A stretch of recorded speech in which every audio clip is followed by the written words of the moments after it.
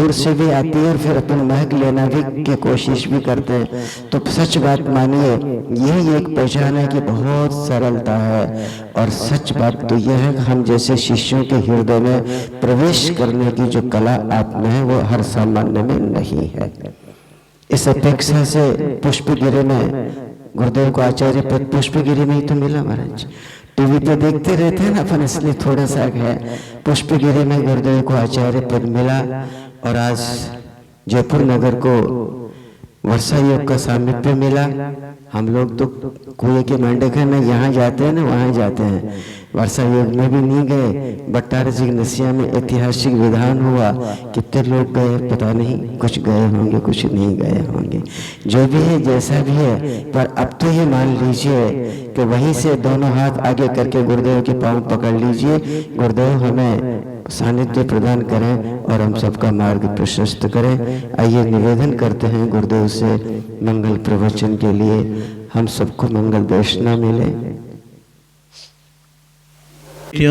दर्पणायते मंगलम भगवान वीरो मंगलम गौतमो गणे मंगलम पुष्पदंतात्यो जैन धर्मोस्तु मंगलम। बोलिए परम पिता परमेश्वर प्रथम तीर्थंकर आदिनाथ भगवान की, अंतिम तीर्थंकर विश्व प्रभु भगवान महावीर स्वामी की, अहिंसा परमो धर्म की, परम पूज्य आचार्य गुरुवर मुनि श्री 108 पुष्पदंत सागर जी महाराज की। क्या सुनाऊं आज? क्या सुनाऊं पंडित जी?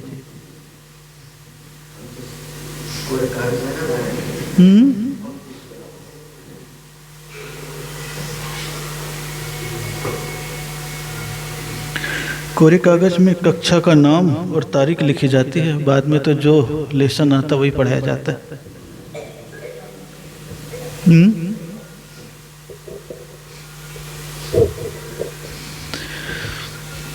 क्या सुनाऊं?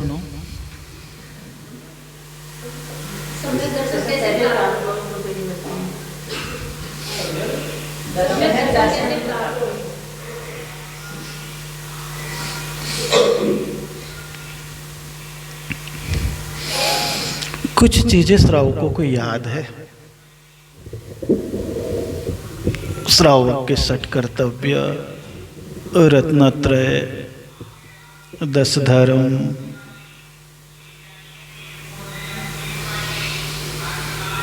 चौबीस तीर्थंकर, जीवन का कल्याण, सारी चीजें याद है।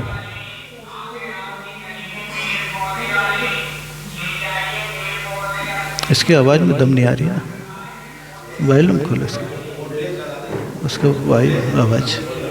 हाँ, क्योंकि आवाज़ में इसकी दम आ जाए सब ठीक है। ओह थोड़ा सा बस चलिए, हाँ आ रही है थोड़ी। तो ये सारी चीज़ें लोगों को ज्ञात है, क्योंकि जब कभी भी मंदिर आओगे और संतों को सुनोगे तो यही कहेंगे आपसे कि तुम्हारी दृष्टि सम्यक हो, तुम्हारा मन पवित्र हो, तुम्हारी कषाएं कम हो, धर्म के प्रति तुम्हारी रुचि जागे, परिवार में शांति से कैसे रहें, ईमानदारी से कैसे कमाएं, नैतिकता से जीवन को कैसे व्यतीत करें। ये सारी चीजें व्यवहारिक रूप से आपको बताई जाती है। और शब्द सम्यक दर्शन सबसे ज्यादा आ जाता है। कौन सा आ जाता है? सम्यक दर्शन।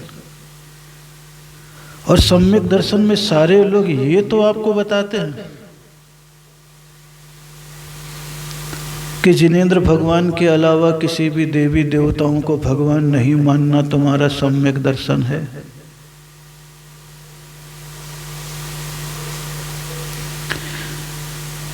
लेकिन इतनी सी विशेषता नहीं है।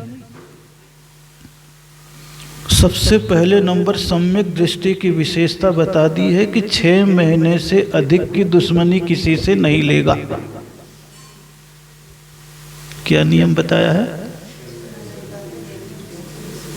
6 महीने से अधिक की दुश्मनी नहीं लेगा। अब एक शर्त में सारी बातें आ गई। अब तुम कितने भी वीतरागी की पूजा आराधना कर लो, कितने भी प्रतिमाएं ले लो,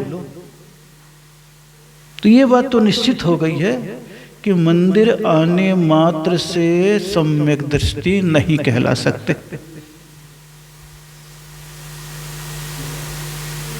कहां आने मात्र से? खाली पूजा कर लेने मात्र से सम्यक दृष्टि नहीं हो सकते।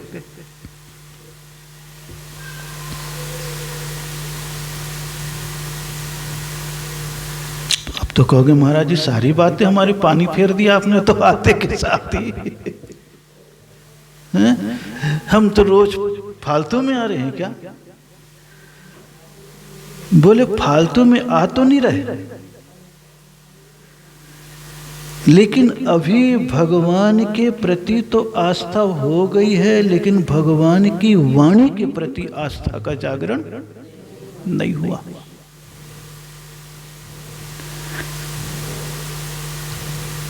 और जीवन का जागरण खाली मूर्ति को देखने से नहीं होता है। जो अपने भीतर मूर्ति छिपी हुई है उसको जानने से होता है।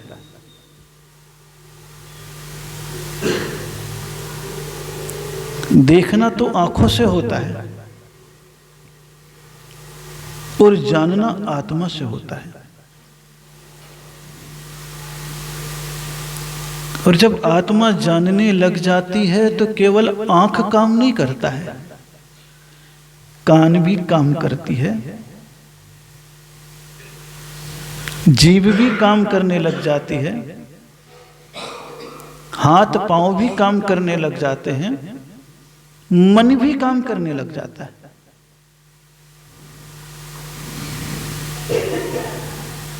अभी खाली आंख काम कर रहा, भगवान को देख लिया। जीभ काम कर रही है कि उनके पूजा के 4 शब्द उच्चारण कर लिए। कान काम कर रहा है कि मंदिर में जाकर के कह दिया ले मुझे शास्त्र सुना दे, और बैठ गए और शास्त्र को सुन लिया। लेकिन अभी मन काम नहीं कर रहा। क्या काम नहीं कर रहा? मन काम नहीं कर रहा। और मन जब तक काम नहीं करता है जब तक मन का उल्टा नहीं कर लेते हैं। मन का उल्टा क्या है? नम। जब तक हम पूर्ण रूपेण देव शास्त्र गुरु के प्रति झुक नहीं जाते, अपने आत्मा के प्रति झुक नहीं जाते हैं, आत्मोन्मुखी दृष्टि नहीं हो जाती है, तब तक हमारे पास दर्शन तो रहता है पर सम्यक दर्शन नहीं रहता। ज्ञान तो रहता है पर सम्यक ज्ञान नहीं रहता। चारित्र तो रहता है पर सम्यक चारित्र नहीं रहता। कितने सारी यहां पर महिलाएं बैठी है, सबके पास चारित्र है। ऐसी कोई भी नहीं होगी जो आचरण का पालन नहीं करती होगी, है कि नहीं? लेकिन संकल्पबद्धता है उसमें। बोले नहीं, बोले पता नहीं कब कौन सी स्थिति आ जाए और नियम तोड़ना, इसलिए नियम नहीं लेना। क्या नहीं लेना? नियम नहीं लेना। एक भय ने आपके सारे नियम से वंचित कर दिया। ऐसे कितने पुरुष वर्ग होंगे जो स्वाभाविक रूप से होंगे कि रोज भगवान के मंदिर आते होंगे, लेकिन उनसे पूछो नियम है? बोले नहीं। बोले क्यों? बोले कभी नहीं आ पाए तो। अब जहां पर थोड़ा सा तो आ गया, लेकिन आ गया, किंतु आ गया, परंतु आ गया, बस वहीं पर अपने बढ़ते हुए कदम रुक जाते हैं। इसलिए महावीर ने आपको कह दिया बंधना।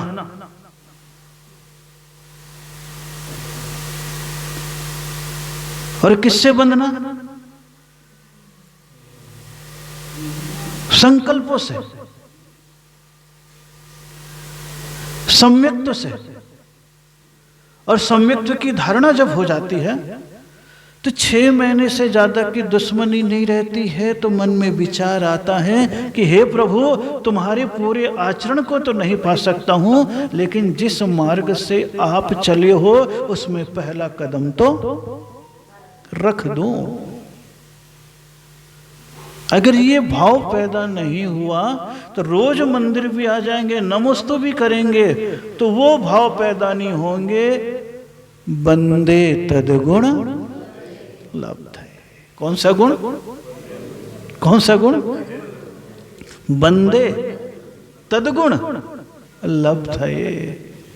जो गुण आपके पास है उसे पाने के लिए ही मैं झुक रहा हूं।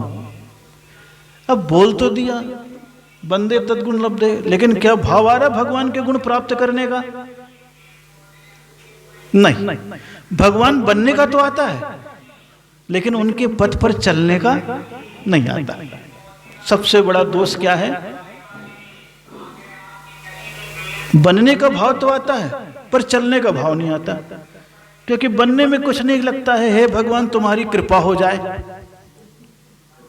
बनने में क्या चाहते हो आप? हे भगवान तुम्हारी कृपा हो जाए। और चलने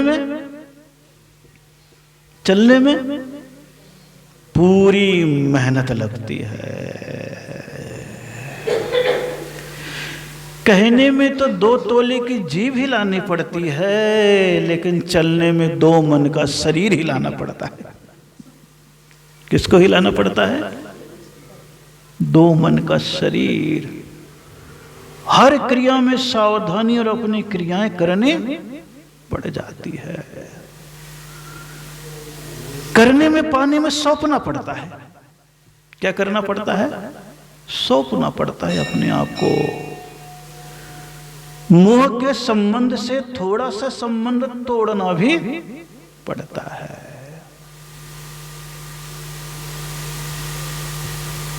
अभी पंडित जी कह रहे ना, महाराज कब तक है?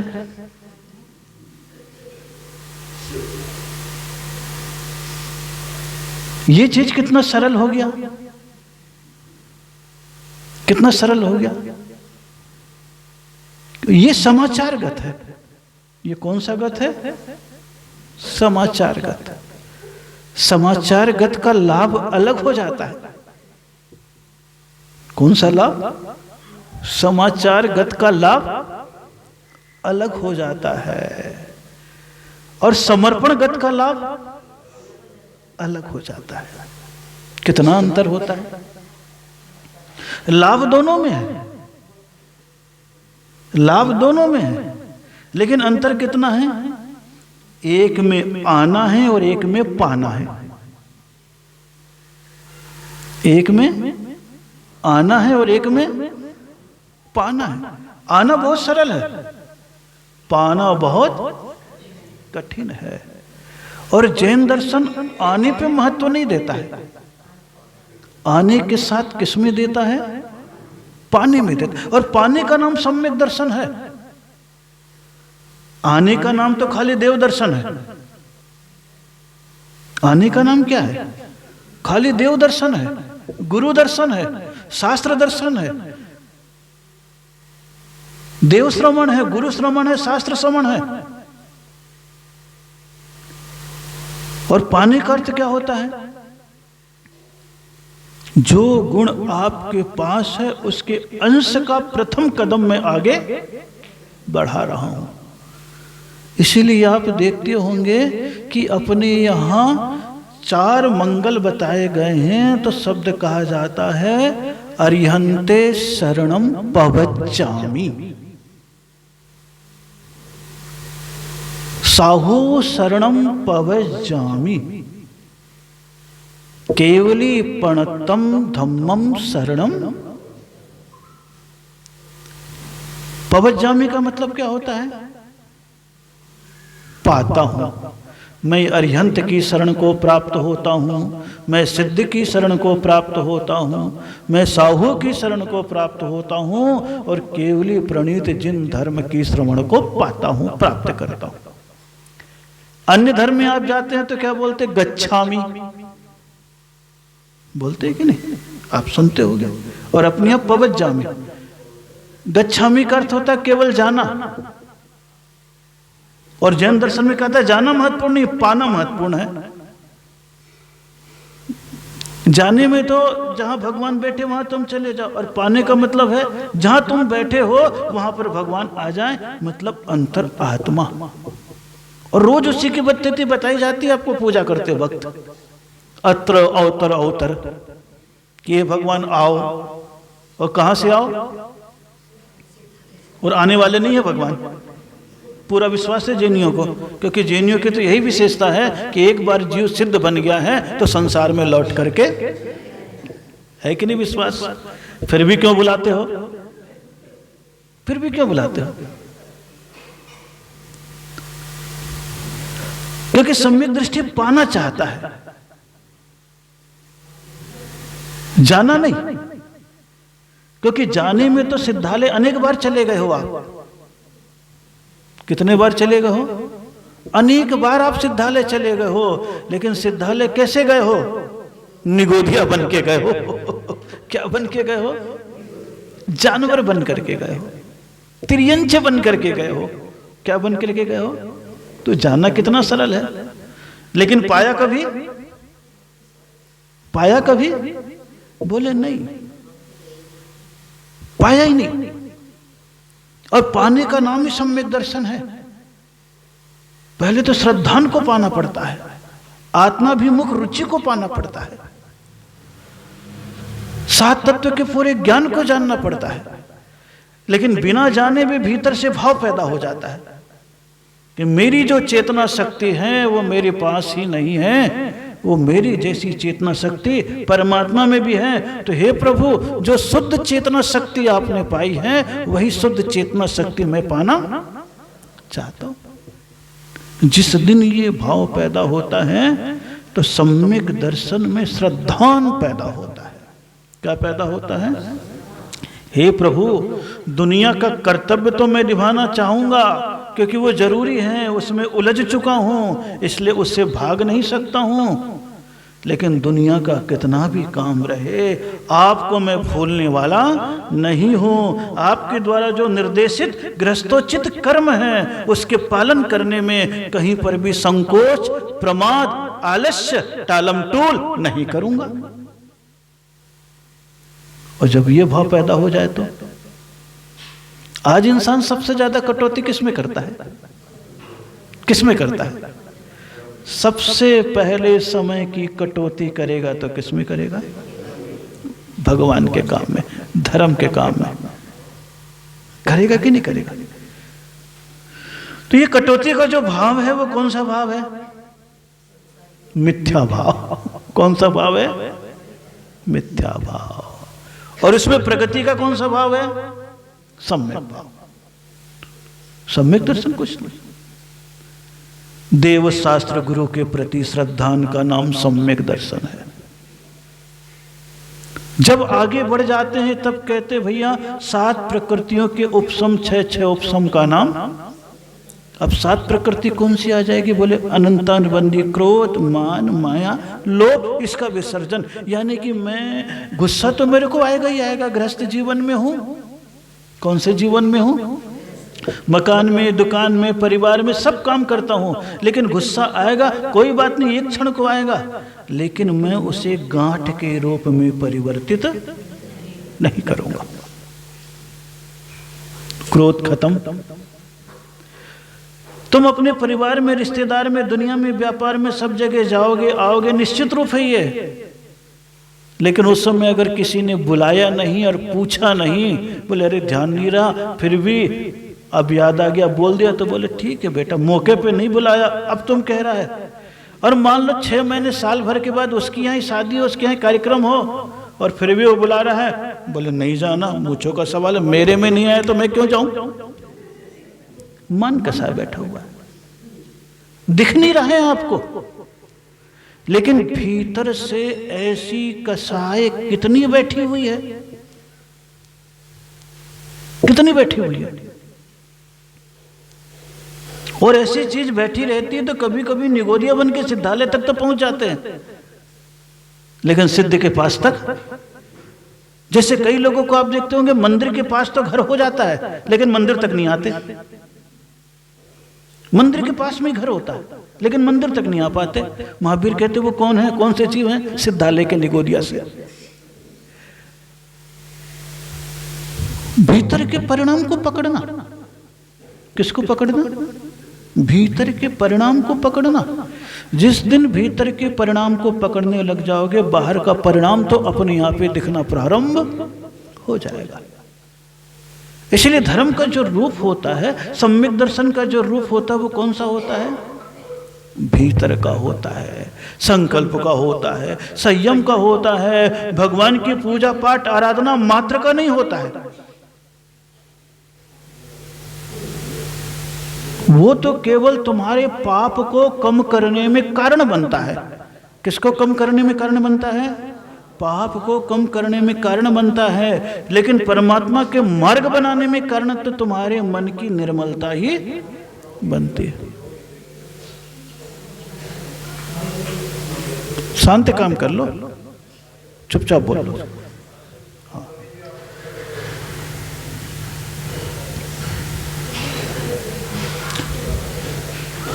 क्या बोल रहा था? क्या बोल रहा था? परिणामों की निर्मलता। देखो ना, एक विकल्प कहाँ ले जाता है? होता है ना विकल्प। परिणामों की निर्मलता। अन्यथा तो आप महसूस करोगे, राजा श्रेणिक भगवान महावीर स्वामी के समोषण में कितने बार गया, और जानने के बाद कौन सा श्रोता भी बन गया, मुख्य श्रोता भी बन गया। लेकिन इतने बार जाने के बाद भी कहीं नरक से बच सका? बच सका? नहीं बच सका। अतीत में ऐसी आयु का बंद कर लिया कि नरक गति जाना ही पड़ा उसे। हाँ, तुम्हारे पुण्य के प्रभाव से इतना पुण्य बढ़ गया कि 7वां का था वो किस में आ गया? पहले। बस इतना सा हो गया। उसी प्रकार ये जो साधन है वो तुम्हारे पाप को कम करने में कारण बनेंगे, पुण्य को बढ़ाने में कारण बनेंगे, लेकिन सम्यक्त को प्राप्त करने के लिए तो अपनी 4 कसायों की कमी और धर्म की संकल्पबद्धता ही काम आएगी। क्या काम आएगी? धर्म की संकल्पबद्धता ही काम आएगी। सम्यक दर्शन प्राप्त करना ही पड़ता है, सम्यक ज्ञान प्राप्त करना ही पड़ता है, सम्यक चारित्र प्राप्त करना ही पड़ता है। और सम्यक दर्शन, सम्यक ज्ञान, सम्यक चारित्र का मतलब इतना ही होता है कि दर्शन के लिए आगे बढ़ना है तो भगवान है, और ज्ञान के लिए आगे बढ़ना है तो जिनवाणी है, और चारित्र के लिए आगे बढ़ना है तो साधु महाराज है। इसमें से अगर एक को भी छोड़ते हो तो समझ लो तुम्हारे जीवन का मामला अधूरा है। क्या है? अधूरा है। कितना सारा बांध दिया। अब इतने सारे में आपके सारी इंद्रियां काम करेगी, आंख भी काम करेगा, कान भी काम करेगा, मन भी काम करेगा, शरीर भी काम करेगा। हर चीज का एक योगदान जिसे कहते हैं वो आपको धर्म के लिए, परमात्मा के लिए देना ही पड़ेगा। तब वो माध्यम बनता है कि हे प्रभु, जो तुम्हारे पास चेतना है, विशुद्धि है, उस विशुद्धि को मैं भी थोड़ा सा पाना चाहता हूं।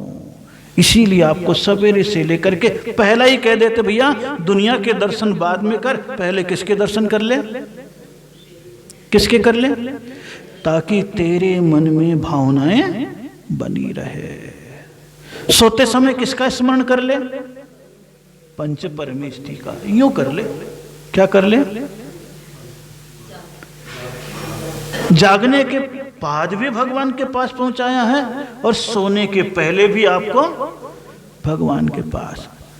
जागने के बाद आंखों से, शरीर से पहुंचाया है और सोने से पहले मन से पहुंचाया है।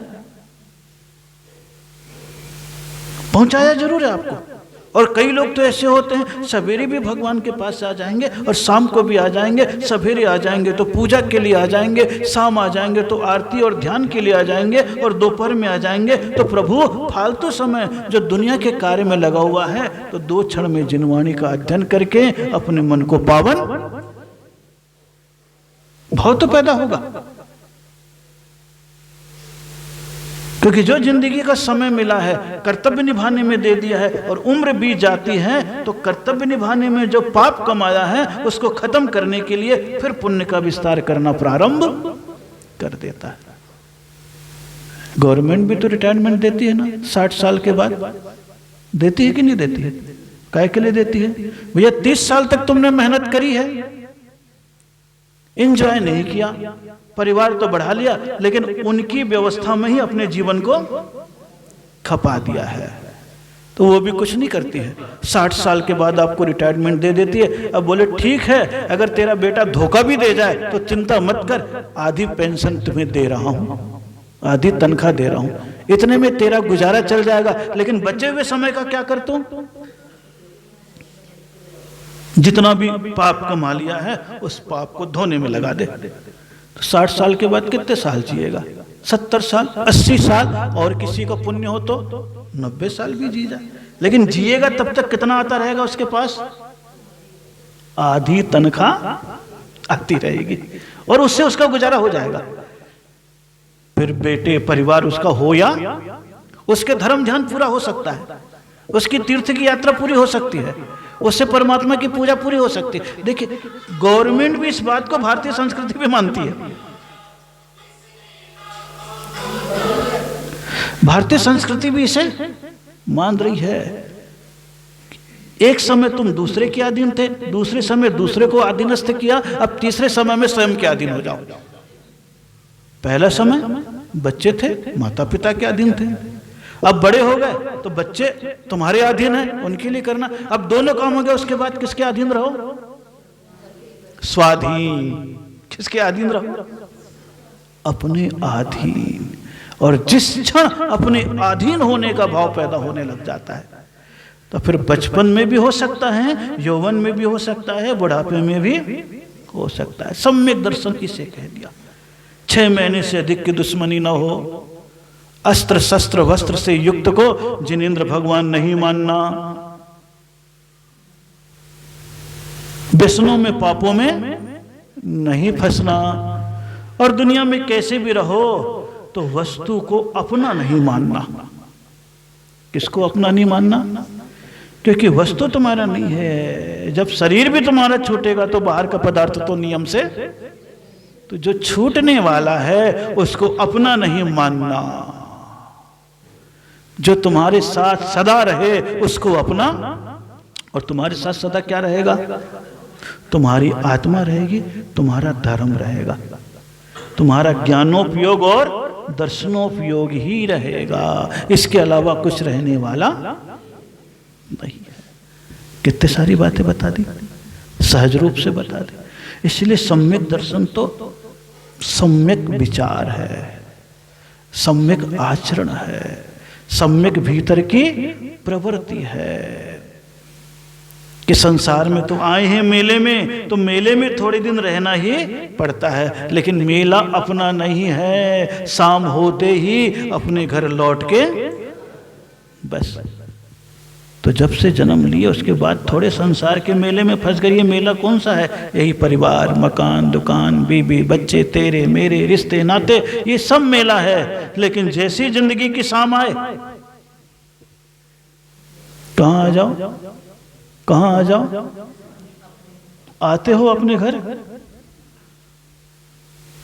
बोले महाराज नमोस्तु, आप ही पहुंचो बहुत है। ये सारी चीजें किसके लिए है? आपके लिए। बोले नहीं, आपके लिए है, और आप ही लखो। अपने आप को अपने आप में ही देखना पड़ता है। ये तो व्यवहारिक चीजें है। सम्यक दर्शन बहुत सहज है। अरे तिर्यंचों को भी हो सकता है, नारकियों को भी हो सकता है, तो आप तो विवेकशील प्राणी हो। कौन से प्राणी हो?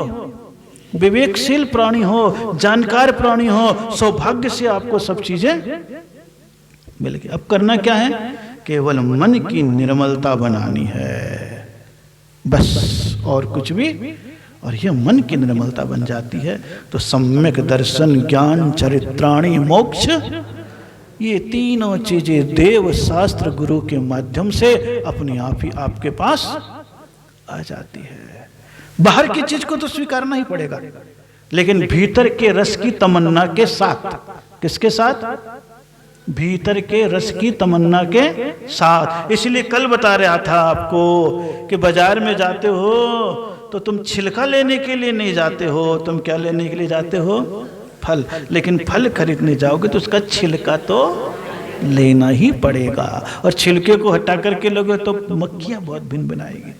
अभी गृहस्थ जीवन में हो, इसलिए छिलका, और छिलका भी काम का है, पूरे पदार्थ को सुरक्षित। उसी प्रकार ये धर्म क्रिया जो है तुम्हारी आत्मा को, ये कवर है, कवच है। ये क्या है? कवच है। इसलिए व्यवहार धर्म, कौन सा धर्म? व्यवहार धर्म का निरंतर पालन करते रहना चाहिए। बड़े अच्छे के साथ आया हो। ये तो बाद में बात चली, बोले महाराज सेक्टर 7 चलो। कौन से चलो? सेक्टर 7। आज 29 हो गए। पंडित जी कल बता था 28 और 29। भावनाएं अच्छी है। बोले तो छोटी समाज है, छोटा मंदिर है? देखो भगवान पारसनाथ की प्रतिमा चाहे 3 इंच की हो, चाहे 31 फीट की हो, भगवान तो कोई अंतर थोड़ी ना आता, कोई अंतर नहीं आता है, क्योंकि वो तो अपना व्यक्तिगत श्रद्धान होता है। क्या होता है? श्रद्धान होता है। लेकिन उस श्रद्धान की अभिरुचि जो होती है वो हमारे मन को प्रदर्शित करने लग जाती है। तो अपने मन के श्रद्धान जितना बनता चला जाता है, जितनी परमात्मा की आराधना होती चली जाती है, तो एक निमित्त साधु का मिलता चला जाता है। लेकिन पंडित जी तो आते के साथ ही अंगुली तो नहीं पकड़ी, पूरे बाएं पकड़ लिया, बोले शीत योग, ठंडी में यही हो जाओ। कौन सा योग?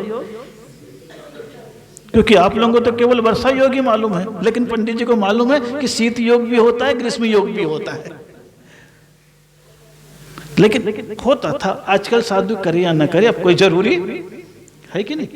तब वो रम में इतना अंतर हो गया है। अब तो केवल वर्षा योग शेष बचा है। कौन सा बचा है? वर्षा योग शेष बचा है। शीत योग और ग्रीष्म योग तो जिसका मन हुआ कर भी लेता है, और नहीं मन हुआ तो नहीं भी करता। ये मौसम, प्रकृति, क्योंकि इन दोनों समय में मुहूर्तगत काम भी बहुत सारे होते हैं। कौन से होते हैं? मुहूर्तगत काम भी बहुत सारे होते रहते हैं। तो जिंदगी के ये क्षण मिले हैं, आनंद के साथ अपने संसार को भी संभालो, तो अपने भीतर के संन्यास को, यानी कि अपनी आत्मा को भी संभालो। जिस दिन बैलेंस बनाने लग जाओगे, बस उस दिन दुनिया में रहोगे तो कसाई नहीं होगी, और धर्म में रह जाओगे तो पुण्य की आय निरंतर बढ़ती चली जाएगी, और एक दिन उसी का परिणाम तुम्हारी आत्मा के कल्याण में कारण बनता चला जाएगा। इसी पुनीत भावनाओं के साथ शेष चर्चा फिर कभी। ओम नमः। आपस में जय जिनेन्द्र बोले। जो पंडित जी को कुछ शेष चर्चा